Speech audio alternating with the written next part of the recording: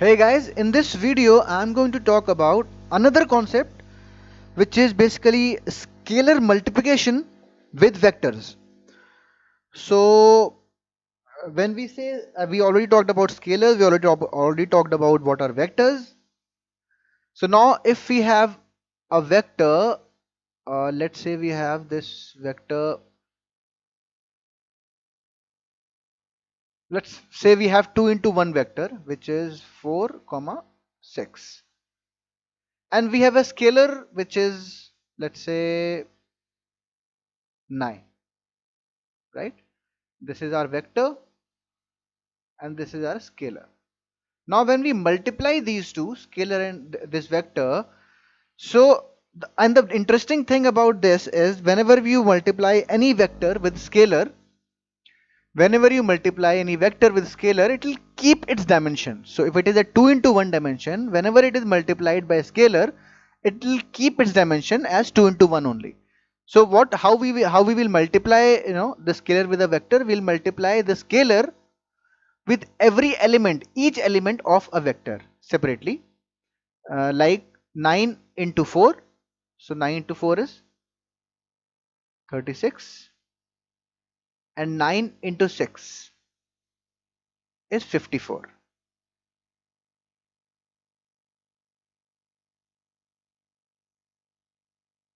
right? 9 into 4 is 36 and 9 into 6 is 54. That's our new vector. So if you notice that it has kept its 2 into 1 dimension. So it was, this vector was 2 into 1 vector with 2 rows and 1 column, and this vector is also a 2 into 1 vector with 2 rows and 1 column. So it will preserve its dimension, the vector, whenever it is multiplied by any scalar. It will always preserve its dimension, original dimension. So that's how we multiply scalar with, a vector. Now whenever we multiply a scalar with a vector, so a scalar can either increase or basically, increase the overall vector, or we can say it can dilate the vector. Like in this case, it has dilated the vector, it has increased the vector, or it can contract the vector. For example, we can have also a scalar like 1 by 2. Let's see, we have this scalar, and we have same vector 4 by 6, and our new vector would be 1 by 2 into 4 is 2, 1 by 2 into 6 is 3. So now the vector is contracted, and if we plot it in our xy, we'll see the original vector was 4 by 6, right? So 4 is here, 6 is here, somewhere like, right? So it would have been something like this, right? 4 by 6. When we multiply it by, by 9, or let's say we multiply it by 3, let's uh, keep it small. Let's say we multiply it by 3, and I'll change it 3. This also will have to change. So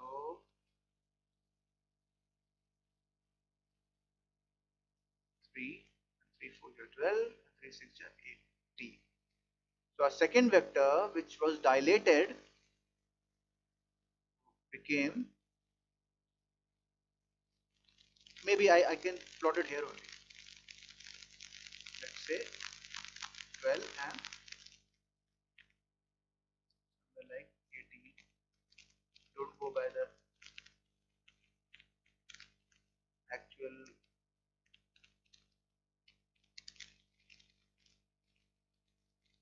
proportions. Don't go by actual proportions. It is just a uh, way to show you. I'm sure 12 will be, much higher than 4.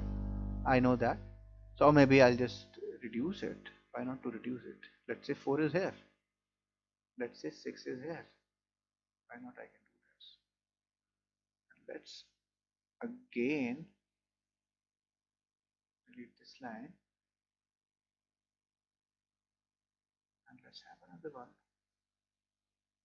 so that nobody is confused.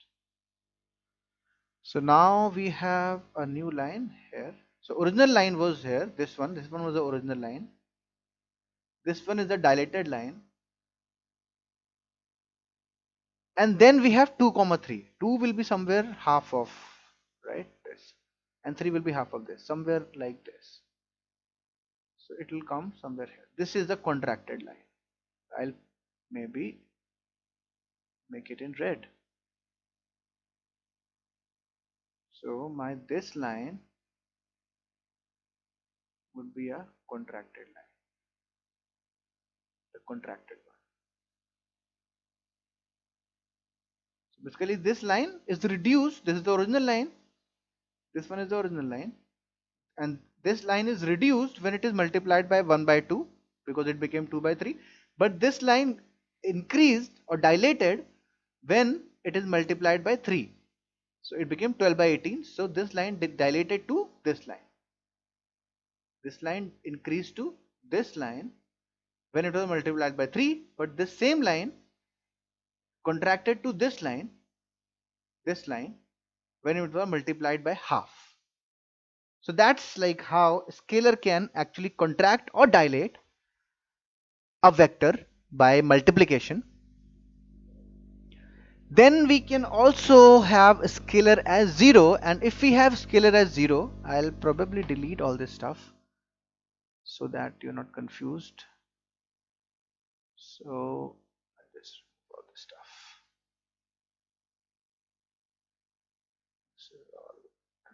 And if you want to note this, you can just pause it and note it.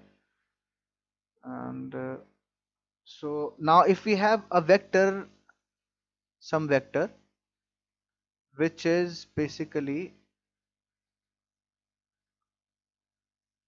let's say we have 2 comma 5, or maybe we have 3 by, maybe we have 2 comma 5 comma 1.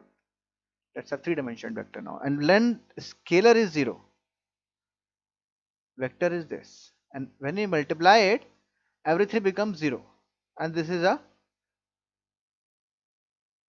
it makes everything, we get a 0 vector. So this is a 0 vector.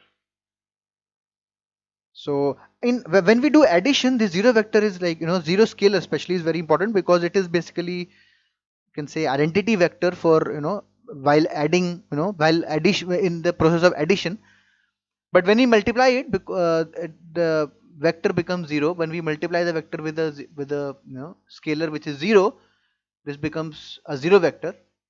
So but when we add a vector to a 0 scalar, the vector will remain same as expected. So, and that becomes an identity vector for, the 0 scalar becomes an identity vector for while addition.